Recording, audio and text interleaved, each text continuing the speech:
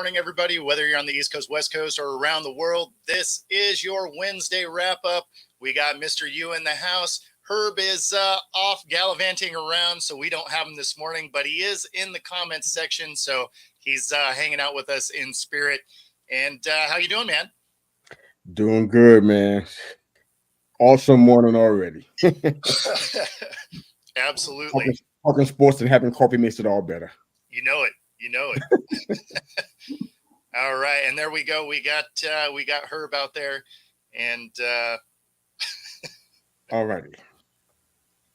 Have you reached the point where every time exactly something will get banned? Pretty much.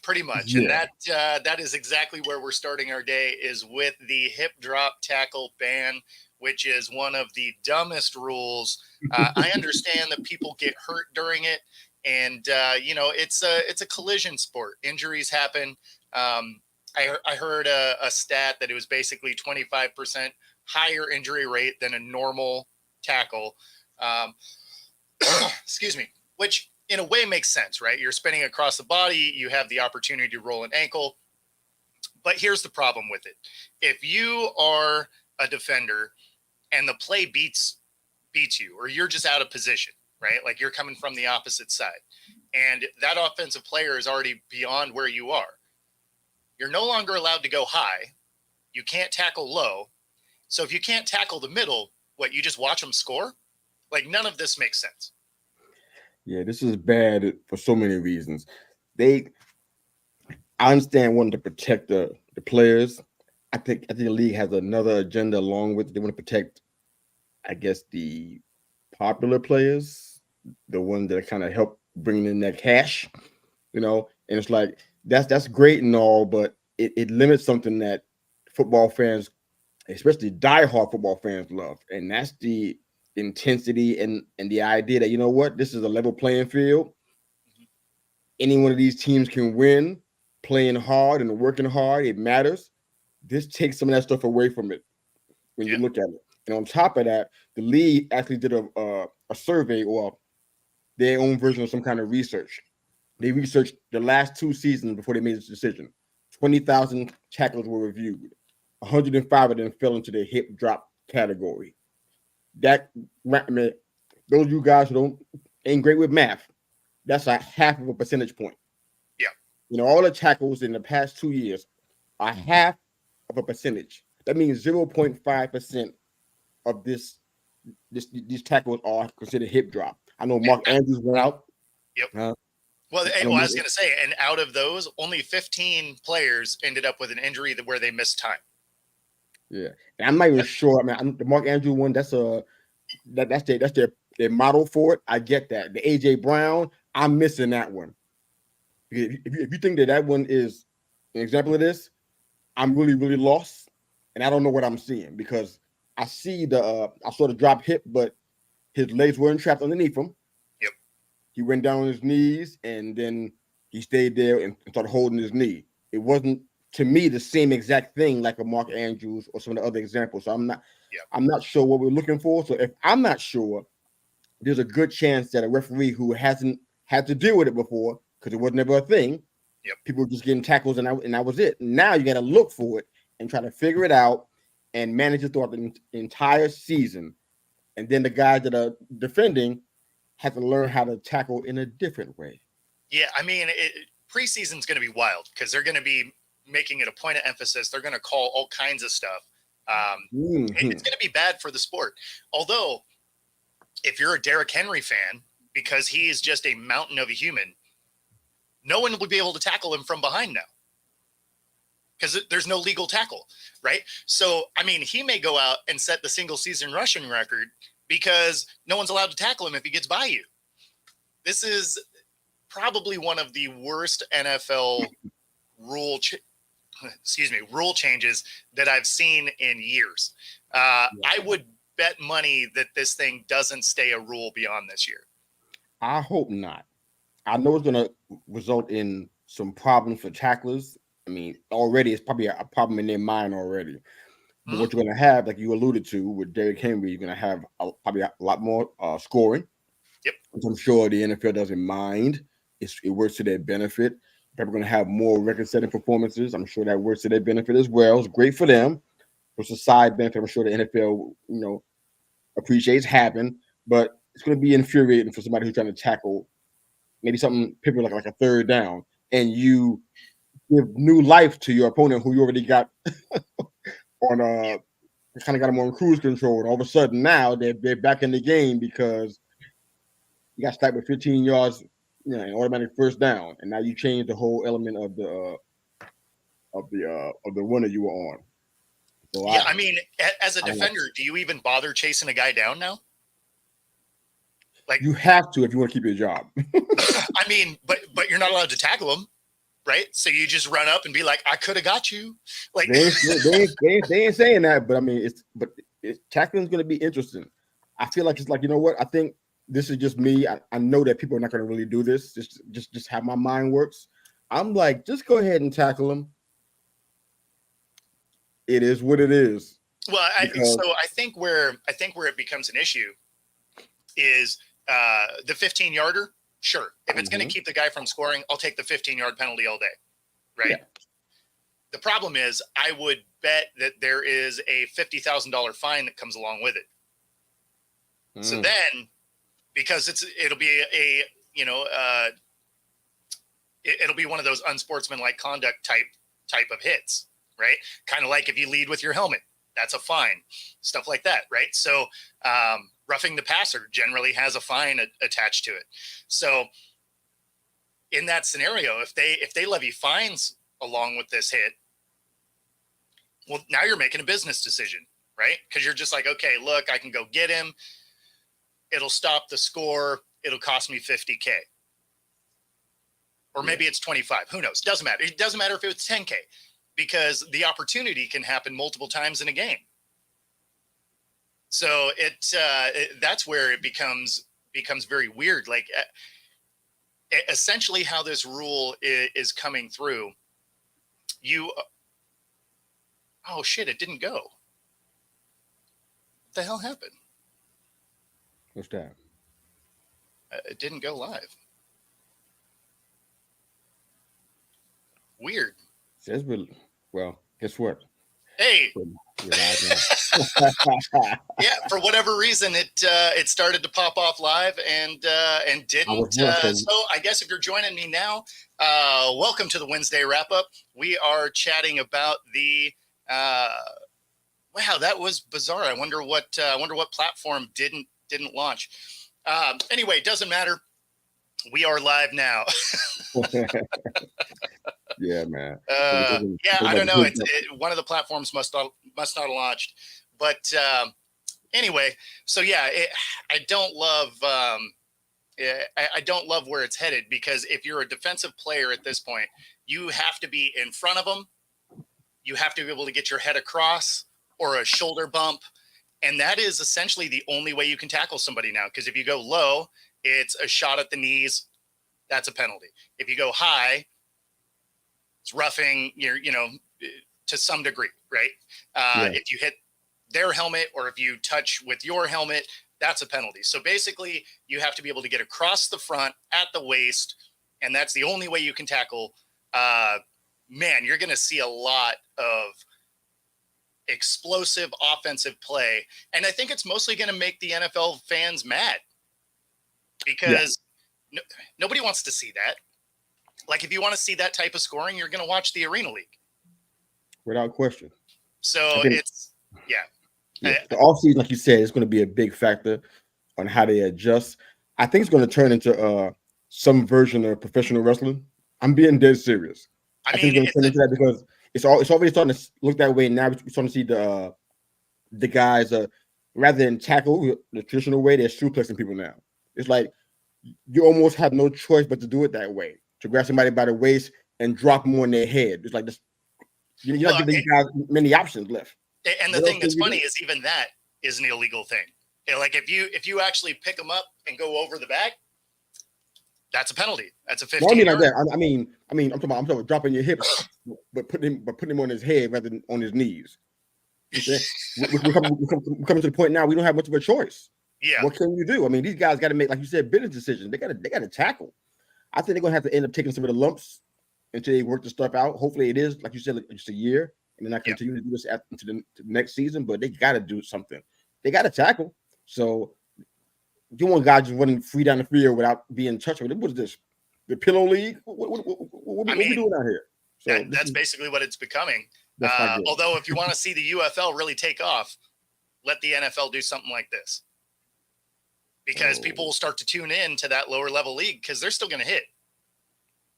Because although that rule is in the NFL, it's not a rule anywhere else. So it's not good. It's amazing that they legislated out of the game a play that, like we talked about earlier on in the show when we thought we were on air. That the NFL did I guess the league, whoever did the research, they researched 20,000 tackles over the past 2 seasons, 2022 and 2023, and out of they got 105 tackles that fell into the hip drop variety. That's essentially for those following us a half of 1 percentage point, which is 0.5%. And you took that small amount of space and time and said, you know what, we need to get this out of the game. I mean, like, wow. It's so obscure and it's so unique and rare. Especially when you figure only 15 of those ended up with players with, missing time. So that means your half a point is actually 0.1 from that. It's crazy. I mean, these guys have to tackle.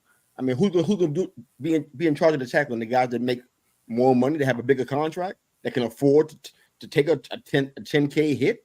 I mean, well, especially because we don't recognize. If you end up with a bad defense where you got one guy, but the plays are going to the other side of the field, then he's consistently going to be in a position to make that type of tackle.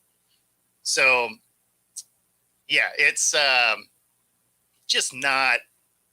It's not a good look.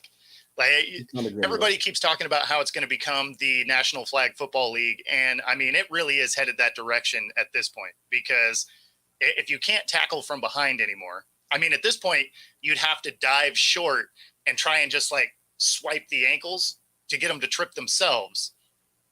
Because you can't get your body up on them. So you just got to like swipe the leg and hope it works.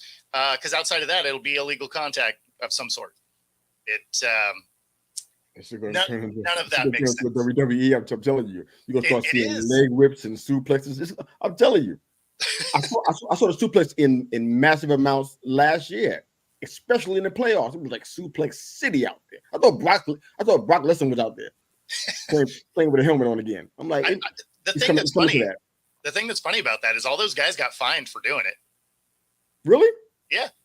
I didn't hear anything about a fine. Wow. Okay. Yeah. No, you get like if you suplex somebody, you get a fine.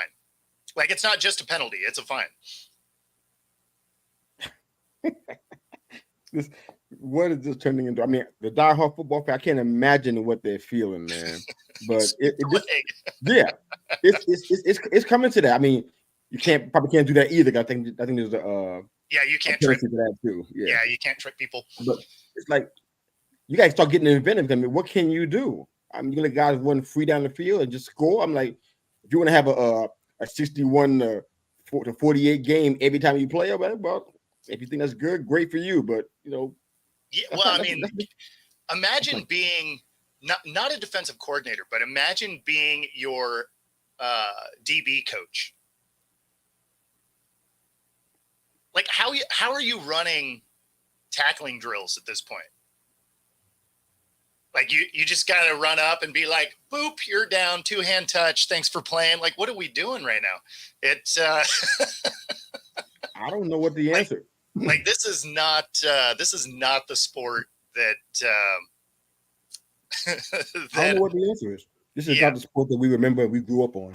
Not at all. Not at all. Diehard fan, I won't speak for myself, but I wonder how you guys feel. Chime in and let us know what you think as a diehard football fan. Has the sport changed so much that you can't even recognize it anymore? Do you still want to even watch it? I mean, I don't think it's got to that point. I'm hearing it. There's a lot of frustration, and it'll really come down to how it is they ref this type of call. And we're going to find out. We're going to find out soon, right? I mean, at the end of the day, we'll find out kind of right away if this works, because I don't think it does. Like I don't know how you can keep the quality of the product if you are putting in a defense in a way where they have to make a business decision not to tackle a guy. So let me ask you a question, because I'm curious about this, and I wonder if this is a continuing conversation piece for us. Sure. If this hip drop tackle ban thing didn't happen, right? Let's just say that it's not a real thing. It's not even on the table of discussion. Nobody's even thinking about it. How do you feel about tackling as a whole, the way it is right now, without the hip drop being involved in this? Do you feel like it's good, it's working the way it was, or were there problems with that too for you? Oh, you mean as far as not being able to lead with the helmet, stuff like that? I mean, everything I got to do with tackling that's going to be tough for a D, because that's the position that you played. So I'm wondering, how do you feel about tackling pre hip drop tackle ban? Well, I mean, like, some of it I get. They don't want you out there head hunting. I understand. You know, I obviously played in a different era where you were taught to, you know, get that head in there, wrap up, and drive people to the ground, right? I mean, so I liked that. I liked the era I played in because there were a lot less missed tackles, because you were able to square up on people that you're not really allowed to do anymore, which is why you see a lot more of the, like, throw the shoulder, because it gets your head completely out of the way. A lot of times you just don't necessarily always have the angle to get your head across, right? So if you can't get it across and you think you're going to hit with it, then you end up kind of pulling up short and throwing a shoulder, which is why you see a lot of yards after contact, because that's just not good contact. So obviously it's not as good in that way. That I do get why they went that direction, though, because they're trying to get the number of concussions down. Obviously, if you're leading with your helmet, or you have helmet to helmet, the concussion rate is pretty high. You know, or at least the opportunity for it is. So that evolution I at least got, right? Like that makes some sense. Okay. This one here is just natural tackling motion if you're in a trail position. I mean, I don't know how you get beyond that, but I mean, so to give an idea of the era that I played in. What are you doing? So you can see all the different colored paint on my helmet.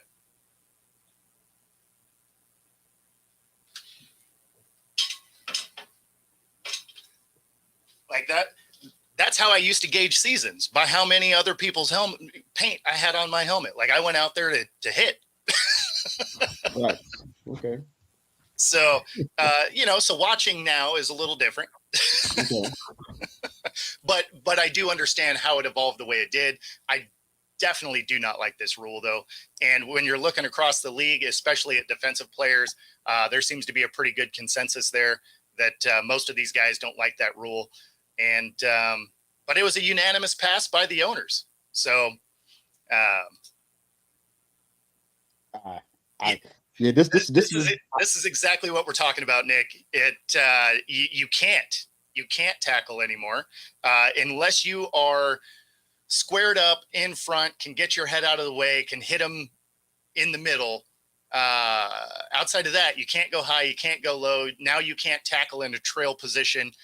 Man, scoring is definitely not going to be a problem, because you get a guy that bounces outside like a Derrick Henry, and everybody else is smaller than him. So you're going to have to use a hip drop tackle to get this guy to the ground, because you can't muscle him down. He's got 80 pounds on you.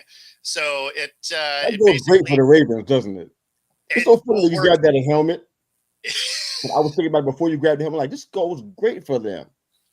It'll be perfect for them. It's not the only team, but for some reason, they just came to my mind like, wow, they're going to really benefit from this particular rule.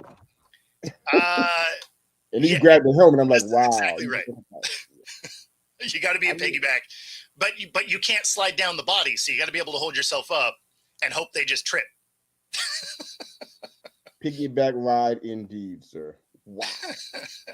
I don't know this is going to be a sport that's going to be unrecognizable after a while. Because Yeah, if you I'm, can I'm find, really an injury, a situation this obscure and legislated so quickly, yeah. it's like, what else? What's next? I'm like, Well, what's next? and this People is still mad about the truck rule. They still complaining about that. Yeah, it's been decades. They yeah. still complaining about the truck rule. Still, to this day, they're still mad about it, like angry. I see Yeah. it. No, I Very mean, often. and it should be because that was a fumble. Yeah, I'm like, so it's like it's easy. The ability to make rules like this that Well, change the game so and much Herb, is like I'm concerned about what the future looks like. no, for sure. And this is the problem with this rule is what Herb said right here. It's like, oh, it's Mark Andrews. We can't have that. I feel like they needed a lot more legwork in it. And who does he play for? What's that? And who does Mark Andrews play for? Oh, yeah, This is interesting. yeah, Conspiracy theorists, they probably awake right now. They're like, oh yeah, this is rigged. I can hear him now. Oh man, wow. Yeah, listen yeah. to I this. mean, they already make you sign waivers. Like you can't, you already can't sue the league anyway. I mean, that's part of the contracts that you fill out. So, I mean, basically, this is just like the league trying to, I mean, it just kind of cover themselves. But I mean, injuries happen. like, we're gonna eliminate a tackle that is basically the only way to tackle from behind, but we're not gonna fix fields that create injuries all the time. Now there we go. Now we talking. So I mean, like there's inconsistency. So the players did sue with the concussion thing.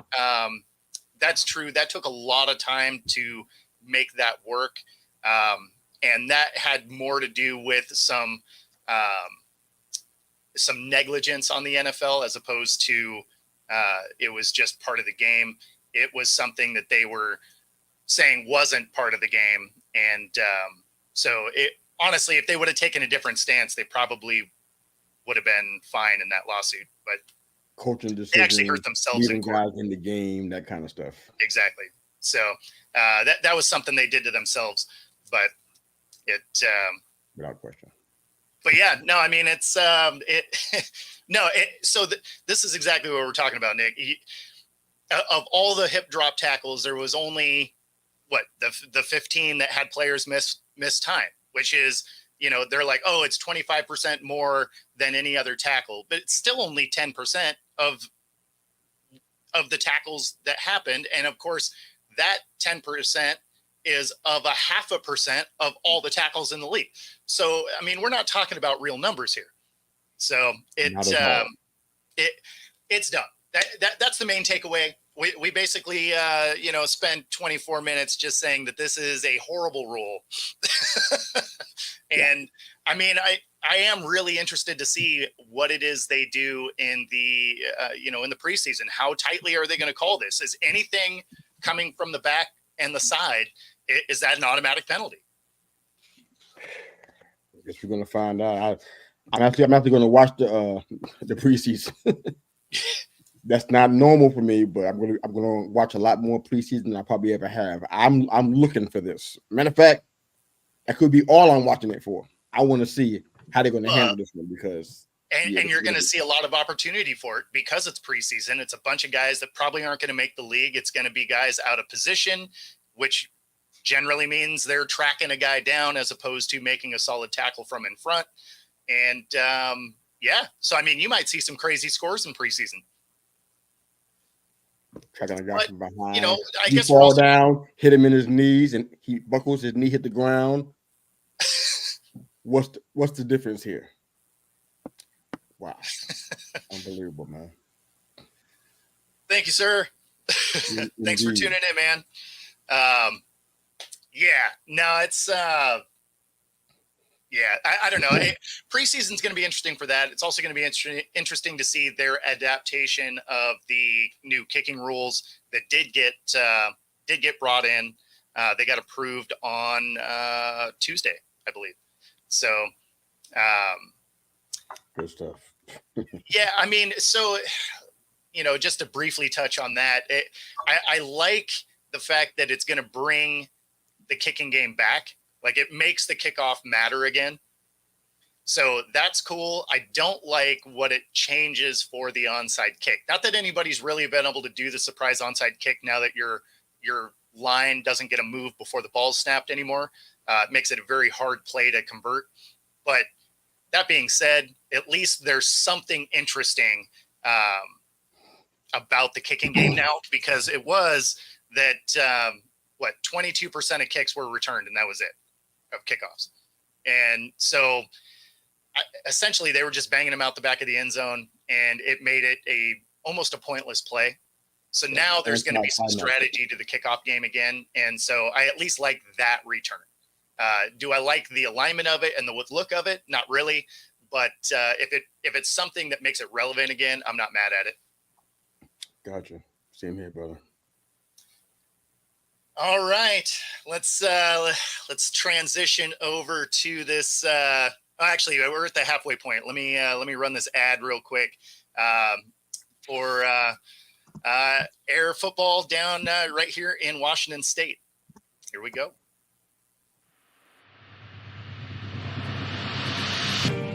This is Reggie Jones, owner and founder of Air Sports Academy. Air is based on the 4 core principles: heart, education, integrity, resiliency. AIR is about developing student athletes physically and mentally through training, mentorship, and effective marketing. We've created a platform and a blueprint for our state to shine in the brightest of lights. I created this program because it was a need for our state. We needed to have the light shine on the student athletes in our region, and now that is happening at an all-time and undeniable rate. We created a lane for the kids in our state to get their college education paid for and set their families up for future success. We created an environment where serious athletes can now come compete fearlessly. We've achieved this through our variety of elite programs. Our 6-month off-season program, where first-year starters or seasoned vets can all come develop. Our 5-on-5 program, which is all about our line. Our youth tackle program, which is the first and only youth tackle team from the state of Washington to ever win a major national championship. Our 7-on-7 program, which is ranked top 10 in the country every year. Our high school 11-on-11 club tackle program, which creates unique and much-needed opportunities for our kids. Our college prep program, which allows our graduates to come back from college and prepare for the upcoming season. Our track and field program, which creates an opportunity for our young air boys and air girls to continue to get faster. In your national program, you'll see national respect, which is why when you look at recruiting boards and top player lists from around the country, you'll always find players from Air on those lists. Which is why college coaches from some of the most prestigious schools around the country come into our facility to recruit our players. The Penn State, Alabama, Oregon, Stanford, Florida State, the list goes on. Our players are being recruited, offered, and committing to some of the top schools in the nation.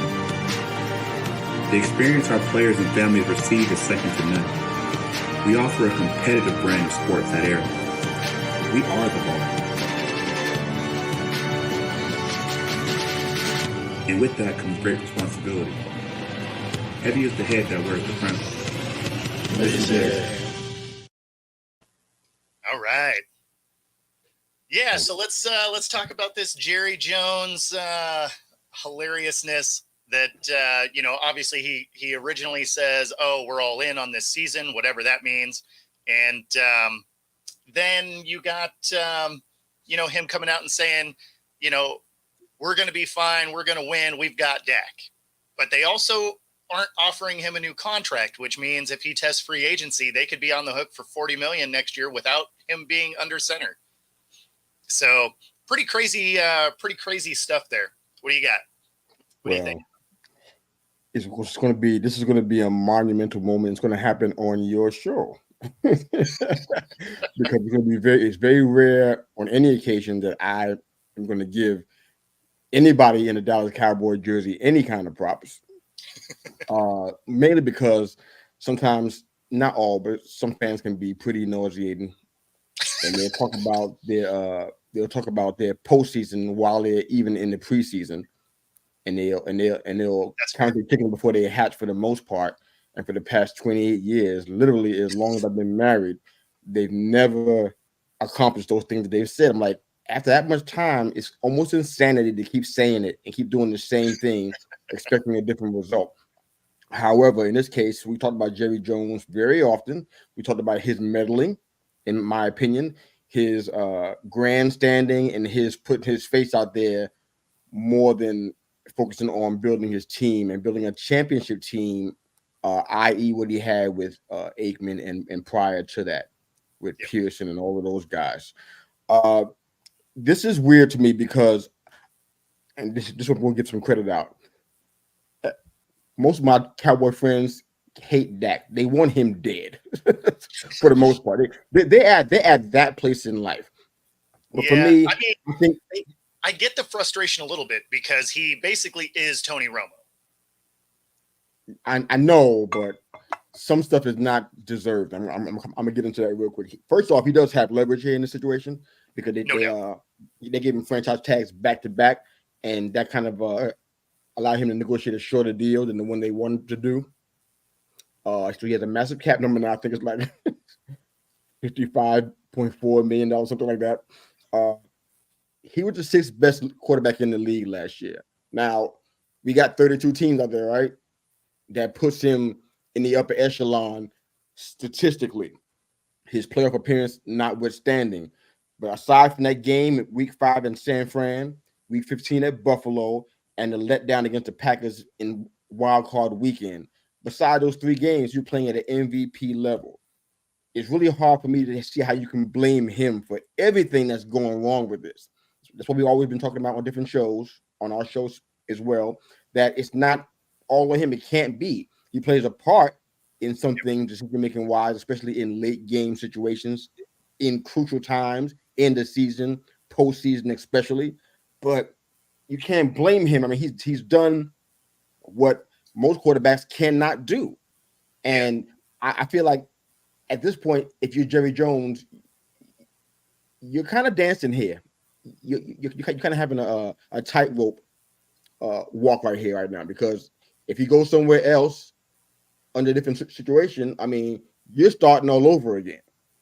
Yep. And you spent a lot of years in this spot, like I said, almost 3 decades. So you're starting over again. And what that also may mean is that some of the guys that are big contract guys on your team, you're probably not going to be there either. So you're going to be cutting, and you're going to be in the place where you haven't been in a long time, rebuilding. So it's like they could have worked around. I've seen worse quarterbacks than Dak have more success. I'm talking about worse statistically. So it's very weird that they had this attitude toward him. I'm not saying he's the best.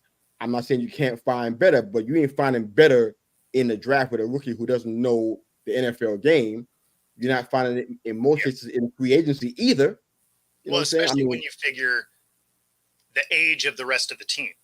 Exactly. Right? Like you are coming to the end of whatever your perceived window is. So, I mean, you starting over at quarterback starts you over altogether. And so this is a spot where, so Dak getting, first round exit, getting paid like multiple Super Bowl winner. So that's where it's a little bit interesting because like this last game where they got smoked was not on Dak. He actually played a good game.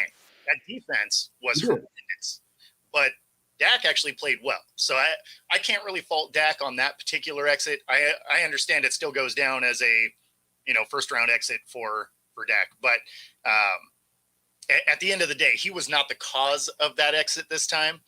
He has been in the past where he's thrown an untimely pick or done something, something dumb that didn't work out. But in this particular case, it definitely wasn't his fault. So, yeah, I'm happy to heap on blame where it's necessary when it comes to this team. Yep. But in this particular case, it's like if you don't want him there, you know what I'm saying? Then do something about it. You know what I'm saying? Don't just sit there and act like you're all in, which is a lie, kinda. Well, but you're not I really mean, all in. You don't have enough money to even be all in. And exactly. you got this contract sitting here on this man, like I said, about $55.4 million on this man, cap figure wise. It's like you got to do something anyway, but it's kind of just disingenuous. And it's like, you got all the finger pointing going to the wrong direction. You need to go to a certain place, certain ownership, a certain GM. You need to have fingers pointed at him in this situation, not I mean, at I feel like you kind of quarterback in the league, right? I feel like you kind of have to be all in for this season because it's the last year of your coach's contract. It's the last year of Dak's contract. There's a lot of moving pieces at this point. Now, they don't have the money to be all in, like you said. The team that looks like they're all in is the Steelers. Like, they're the ones that look like they're all in. Like, they're making moves all over the place to do something this year. Yeah, I mean, I feel like they have to. Well, I mean, they're in a really tough division, but I mean, when you watch their actions through free agency and everything, and I mean, that looks like a team that's all in. What Dallas is doing does not look like a team that's all in. All they've done essentially is lose talent because of their cap space, and really haven't reworked anything or gotten better. Right? Like, if you look at the roster today versus the roster this last season, they're not a better team. So, like, how? That's the culture thing. That's the culture thing I'm talking about, man. No, exactly. The same thing, the same situation that hasn't been effective, and they're like, "Oh, we're doing great." It's like that mindset is what ticks me off about the whole franchise and some of the fan base as a whole. That mindset you just stated right there. Looking at the same thing, you think it's good, it's fine. It's only because this happened. It's only because excuse making is the whole point of this. It's only because that happened, we didn't win. Oh, if it wasn't for that, if it wasn't for Dak, you know what I'm saying? It was so many other things going on. And on top of that, I think Herb brought a good point about the culture. Dalton Schultz talked about that. The culture is the big problem. And until you fix that, you can bring in whoever you want at quarterback. I mean, this guy was number six quarterback last year. I mean, if you don't think it's a big deal, you think there's nothing, it's up to you. But 6 is really good out of 32. In any world with his math, 6 is really good out of 32. So if you don't think that's good, that's up to you. That's just bias or you're just hating. You know what I'm saying? Sure. But you can put anybody you want back there, get a running back, whoever you want. I feel like it don't matter who they get, who comes through in the draft. They drafted guys I thought were fantastic. I forgot his name. I think it was Jalen. I forgot his last name, but Jalen and Leighton Vander Esch. Okay. I was nervous when them guys got picked up. Sure. I was like, oh man, these boys are studs. We're gonna have problems in the middle of the field. And they did exactly that. They wreaked havoc in the middle of the field until they started getting injured and some other stuff happened with Leighton Vander Esch's health. But I don't care who they get, they're gonna always be in the same spot until they fix the culture. I really believe that with all my heart, man. If you don't fix the culture, it don't matter what you do. Yeah. No, I mean, and they're not going to. Like, that culture is going to be exactly what it is until Jerry isn't there. Until Jerry isn't there, that's exactly what they have. So, to Herb's point here, Dak played terrible in the first half. Like, he didn't play amazing. I wasn't saying that. I'm just saying that loss wasn't on them. If you watch the defense, it was probably one of the worst defensive alignments I've watched in a long time, especially in a high profile game, because you watched that defense sit back in a zone, right? You had corners that were 12 yards off of receivers and then would still somehow get beat over the top. It's almost like they were playing a deep zone that had no trail function. So almost every time you saw something to the outside, there wasn't a defender in the frame when the ball was coming. So that was probably one of the worst defensively coached games for the Cowboys that I've watched.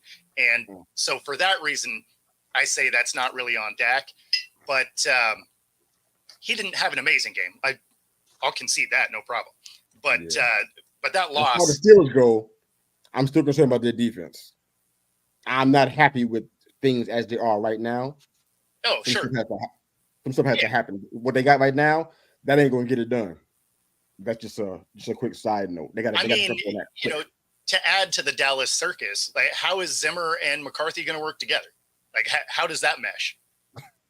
Like I'm here for it, right? Like I'll bring the popcorn. This sounds hilarious, It's but gonna be Zimmer is a kind of a rigid guy, right? So I mean, how early into this relationship are they not buddies anymore? Wow. Especially because Zimmer has, a relationship with Jerry Jones anyway, right? Like it's how he got the job. So is he the heir apparent for when he fires McCarthy at the end of the season? Maybe. I mean, do you want a Mike Zimmer as a head coach again? If I was, then I would not. But right? I don't know. don't There's a lot of crazy that is circling around Dallas. When is it not? That's my whole point. When is it not that? No, I mean, it's always when it wasn't that. I wait for it. When? Yeah. No, I mean, you're right. It's always a circus, but I mean, it's crazy, man. Just play ball. Focus on ball. Oh yeah. It's just nuts, man. But I ain't a fan of the team, so keep doing what you're doing. I'm getting my popcorn, my popcorn ready with my my garlic ranch seasoning, and I'm okay. Hey, you keep doing what you're doing. You keeping us entertained and keeping us busy on our podcast. So no, I mean, they're always great for content, right? Like even if they're not winning, they're always great for content because they do things that make absolutely no sense. We named about 3 of them already so far. Yeah, exactly. It's just, I mean, it's what they do. That is that is who they are. Indeed, sir. Indeed.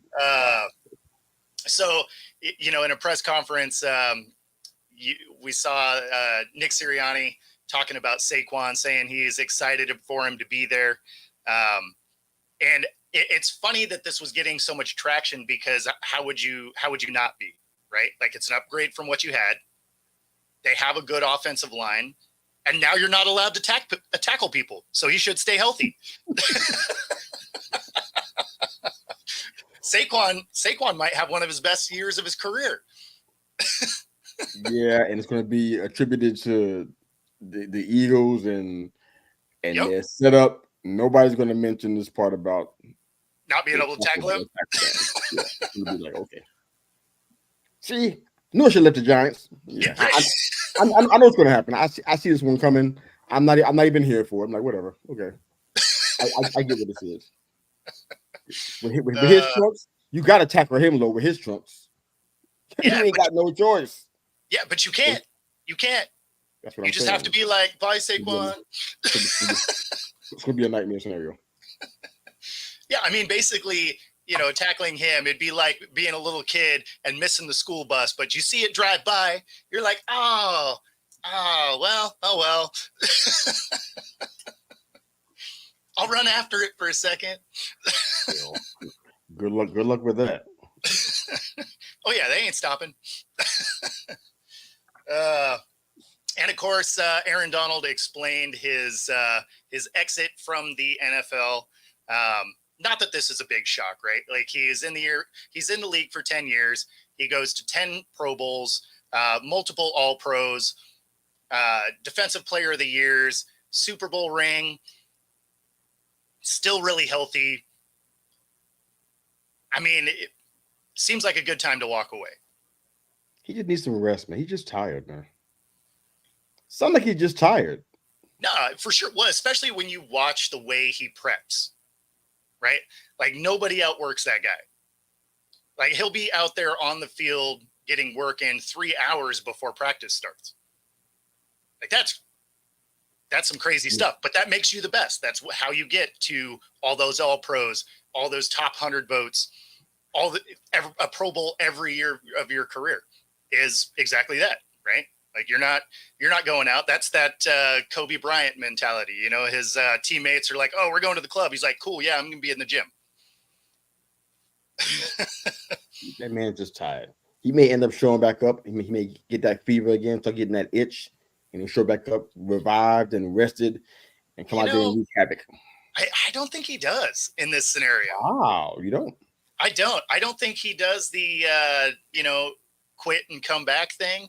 I mean, he's kind of done all the things, right? And the Rams have his they have his rights for 2 more years, I think. Yeah, I think so. So I mean, I look at it at this point, whatever he wants to do from here, because he's a first ballot Hall of Famer, no question. Like, no one could stop him. He won every award you can win. So at this point, in 5 years, if he doesn't come back, he's going to be in the Hall of Fame. So, like, money-making wise, he doesn't need to come back. If he wants to go in the booth, they'll give him a chance to be in the booth. If he wants, endorsement deals, those will be good for forever, right? So, I mean, I think the fact that he won, that he got a ring, I think kind of puts the stamp on the career. Okay. Guess we'll see. I'm not sure. And how it is when somebody retires, you just never know, especially when they retire on good terms and still relatively healthy. But yeah, I mean, but we are seeing more and more players retire early, right? So, I mean, that's one of those. This is not an Andrew Luck situation, though. What's that? This is an Andrew Luck, though. This is a little different. Well, yeah, I wasn't thinking Andrew Luck. Yeah, that's a whole different scenario.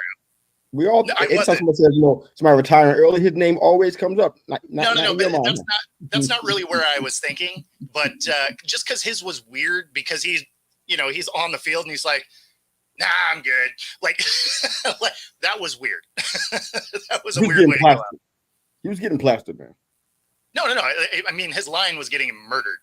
Like, the number of headshots he was taking was like unbelievable. So yeah. Yeah, no, I completely understand where he was coming from. Like, you step out there and you look at that defense, you're like, nah, I ain't got it. Hey, you know what? It's cool. I'm gonna go sell cars. It's fine. Business decision. What's happening, Chad? Oh man. Business decision, baby. So I agree with Herb here. That defense was so bad. I didn't think Quinn was going to get a job either, based on the way that collapsed and the similarity to the collapse of, Atlanta. So yeah, I don't know. He got a job. We'll see what they build in Washington. I am curious how that thing comes together. New owners, new coaches, really a whole new roster. They didn't keep a lot of guys. So it's going to be interesting to watch this year. I won't put a lot of time into it, man, but I'm amazed by the guys that keep on getting more chances. It astounds me.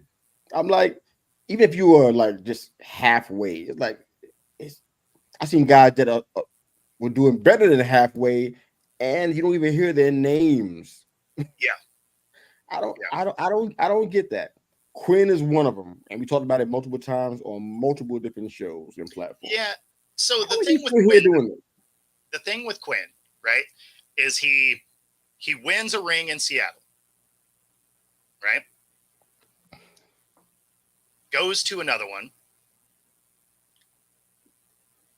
then goes to Atlanta, gets to another Super Bowl, right? So he's been in 3. You go to 3 Super Bowls, 2 as a coordinator, 1 as a coach, as a head coach. That's going to get you multiple chances. I mean, that's fine. That's fine. I don't have a problem with that part. It just kind of feels like, I mean, if it was a head coaching thing, it'd be even more so. I'm like, how you get a chance to have a bite of that apple when you haven't done it effectively any chance that you had before? So the DC part and the OC part, I mean, that's kind of a wash for me. Okay, Chad's point here. Well, Chad, I'm glad you're happy about Cordero Patterson. I think you should be happy. But the reason why he's here, you know why he's here, right? You know why he's in Pittsburgh, right? That kickoff. No, that's not why. It's because Najee gets hurt quite a bit. Not just that, but as a special teams player, he can absolutely kill it with this new kickoff rule because he's fast. Yeah, they're going to use him as a primary running back. You can bank on that because I haven't seen a season yet where Harris was not out for some shipments of time. So this is insurance. He's doing kick returns for sure, but this is insurance. It is insurance, but I bet he gets used heavy in the kicking game. I'm sure he will. If Jalen Warren doesn't step up, he'll lose that spot too. And he'll be there as a backup. So it is a good pickup though, Chad. Most definitely. No, absolutely. Absolutely. All right. So I want to get to this as we're getting to the 10-minute mark here. We got Deion Sanders, right? Coach of Colorado. And he's telling the league, right? And we're a year away still, right? And he's saying that I know where I want my kids to go. And let's see, let's get this direct quote. I know where I want them to go. So it's certain cities that ain't going to happen. It's going to be in Eli. So basically he is already directing Shedeur and Travis Hunter to pull in Eli when it's a city they may not potentially like. And then he goes on to say in the interview that, he hasn't played anywhere cold. So basically he's not going to let him go anywhere that's cold. He said, I don't want that for him. And that's insane to me for no other reason than what's the temperature when you're playing playoff football? It's cold. Like if you can't play in the cold weather, you're never going to be good in postseason. Like what are we doing right now? There's so many problems here. I see all the experts and the analysts and talking heads saying they agree, and I think I understand part of why they said that. Maybe we have time to get into it. I hope we do, but I'm already taking offense with the whole Eli part. I'm sensitive about that kind of stuff because I'm like, this guy took heat that he didn't rightly deserve. So I don't even want people saying his name with any level of edginess about it, or if it's something that's supposed to kind of just boost your morale or to boost your agenda. Really... It is. I don't like it, man.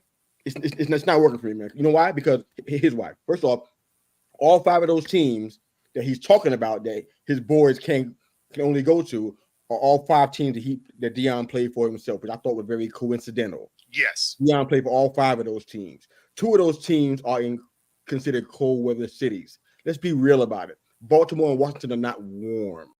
Okay? They're cold. In fact, they're cold right now as we're talking here. Exactly. I got rain and 66 degrees out here, but it's cold in Baltimore and Washington right now as we speak. People got on coats and a hat and winter hats. So I don't understand what that point's about. But these guys, they're not even guaranteed to even be first round picks. You would think that, but there's no guarantee there. Suppose something happens this season that's, God forbid that happens, but say something happens to them from a physical standpoint, it's an adverse injury of some sort. Guess what happens? Are they guaranteed lock top number 1 and number 2 picks now? They're not. So it's like you're making a lot of assumptions that they're going to be able to be in a spot and do this kind of stuff. And then say, you know what, where I'm going to play at. If they fall down in the draft, they probably have more of a chance to be on one of these teams because they kind of put out a broadcast. You know what? We're open for business. Wherever we are in the draft, come up and get us. Here we are. We're waiting for you. I mean, it's kind of egotistical a little bit. With the Eli thing, to me, that was different than what he's talking about here because you don't know where these teams are going to be at. Stan Fran, are you sure they're not going to be rebuilding in a couple of years? Are you sure? That wouldn't fall in a cold weather. No. I know, but the cold weather thing would even fly because you got 2 teams out of his 5 that are cold weather, so that's not even flying anyways. But the whole thing with San Diego, that was different with Eli because first of all, in 2000, they were 1-15. Mm-hmm. I forgot their coach's name. I'm blanking out right now. 2001, they were 5-11. 2002, they were 8-8. I think under his first year, Marty Schottenheimer. Yep. 2003, they were 4-12. The year that they drafted Eli and decided to go ahead and swap him out for Rivers, they were 12-4. They had Breeze, Keenan McCardle, they had Antonio Gates, and they had Doug Flutie, among many other names that I can name that you will recognize. So they weren't doing that great from an organizational standpoint, and their quarterbacks were getting beat up. So Eli's decision, it made sense in regards to the fact they didn't seem to be going after the Super Bowl.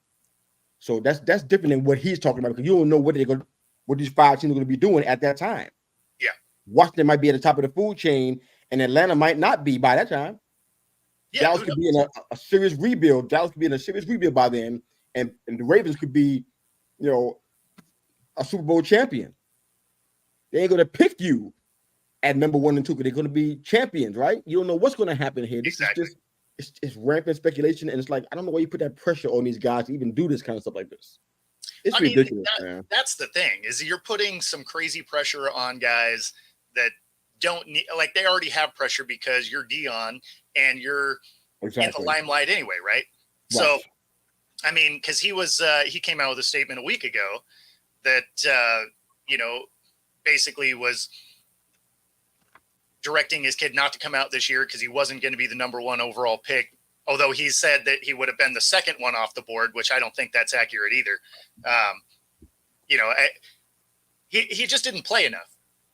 I mean, there's moments where you look at it and you're like, okay, but I mean, he's not polished enough to have been the number 1 overall pick or the number 2 overall pick this year. Even with the weight of Dion behind him, I don't think that comes together. So I'm almost getting the LeVar Ball feeling from that's accurate. Dion at this point. That's accurate. I'm not sure either one of them guys is going to be a number 1 pick. To be honest with you, Travis Hunter might. I would say, you know what? I don't buy that. I don't think he'll be a number 1 overall. I think he'll be a first round pick. But that's how he's talking though. Like these guys are going to be 1 and 2. They're going to be I don't see that. No, he said that. So in this clip, he said that if either one of them could be number 1, Shedeur goes number 1. He thinks Travis Hunter would be in the top 4. Based on the quarterback class that comes out, it's possible. Travis Hunter is an incredible athlete, right? Plays 2 ways. He'd probably come into the league as a receiver, because why would you try and be defense based on how the tackling thing is changing? But so I mean, he could be a high first round pick depending on the needs of teams going into next year's draft. But if you're already advising them to not not go to teams like that, that's going to make you fall on the draft board, right? So this is right. He's a first rounder. I don't know that Shedeur is a first rounder. Now he might get picked up in the first round because of Dion influence, but I don't know that he's a first round quarterback. I'm not, even though I had some concern with Travis Hunter and how they used him. I said it pretty early in the college football season before the whole Colorado Buffalo thing went crazy, start skyrocketing. Yeah, we talked about him potentially getting hurt because of overuse. Yeah, long term, I'm like, I don't think that's a great strategy for him. I'm not saying he's not gonna be a first rounder, but I wouldn't put him in the college football Hall of Fame just yet. I feel like there's a lot of things that need to happen before that happens. We're not talking about that. Yeah, I know. But I mean, people trying to make him at least Dion is like he's going to just be guaranteed. I mean, there's no guarantee. No many guys have been guaranteed to be in the first round that were not. I mean, we're going back and forth now about guys that quarterbacks specifically that we've had in the second round. Yeah, they're nothing but a second round or third round. They're going to be on the second day for sure. Now they're in the top 10 conversation in the first round before the draft even starts. So pardon me if I don't get caught up in the hype and put Travis Hunter in the top 5. I refuse to do it. Let's see what happens next year, the year that he does decide to come out. Let's see what happens with injuries and how he plays. And well, that's the thing. You got to ball out. I ain't taking that cheese. I'm sorry. I'm hungry, but I ain't taking that cheese. I'm not going to do that. But, no, it's way too early to know where they're going to fall in next year's draft. You got an entire season to play yet. But I know that, but she doesn't know that. Yeah, right. We are at the top of the hour, so let everybody know where they can find you. I'm at They Call Me Mista Yu on all social media platforms, believe it or not. So YouTube, Twitter, TikTok, Instagram, Facebook, we're everywhere. Thanks again, bro. Bro. And of course, if you are watching on either of our respective channels, be sure to like and subscribe. It helps us bring our content to you. If you are watching on Roku, be sure to stay tuned for the next hour. Other than that, you can catch me on Coast to Coast. Take it easy, guys.